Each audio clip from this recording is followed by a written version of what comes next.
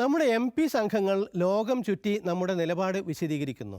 അപ്പോഴും ലോകവേദികളിൽ ഇന്ത്യ ഒറ്റപ്പെടൽ അനുഭവിക്കുകയാണ് എന്ന് ദ വയറിൽ ജവഹർ സർക്കാർ എഴുതുന്നു. ഇത് ആഴത്തിൽ പഠിക്കേണ്ട വിഷയമാണ്. നമ്മുടെ വിദേശ നയത്തിൻ്റെ ഓഡിറ്റ് നടക്കണം. കാനഡയിൽ നടക്കുന്ന G7 ഉച്ചകോടിയിലേക്ക് ഇന്ത്യക്ക് ക്ഷണമില്ല. ആദ്യമായിട്ടാണ് നാം ഒഴിച്ചു നിർത്തപ്പെടുന്നത്. നമ്മുടെ ആത്മനിർഭർ എന്ന സ്വാശ്രയത്വത്തിൻ്റെ വിജയം എന്നും വേണമെങ്കിൽ പറഞ്ഞു നോക്കാം. പക്ഷെ ഇതിൻ്റെ വാർത്തകളിലെ കൗതുകം മറ്റൊന്നാണ്. മുമ്പായിരുന്നെങ്കിൽ പ്രധാനമന്ത്രിയുടെ വീഴ്ചയായിട്ടാണ് ഇത് റിപ്പോർട്ട് ചെയ്യപ്പെടുക. ഇപ്പോൾ അങ്ങനെയല്ല. ക്ഷണമില്ല എന്നല്ല, പ്രധാനമന്ത്രി പങ്കെടുക്കില്ല എന്നാണ് ടൈംസ് ഓഫ് ഇന്ത്യ ആദ്യം പറയുന്നത്.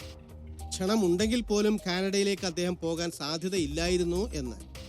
വേദനിപ്പിക്കാതെയും ഇത്തരം വാർത്തകൾ എഴുതാനാകും എന്ന് ടൈംസ് കാണിച്ചു തരുന്നു. വാർത്തയെഴുത്ത് ശാസ്ത്രമല്ല, കലയാണ് എന്ന് വെറുതെ പറയുന്നതല്ല.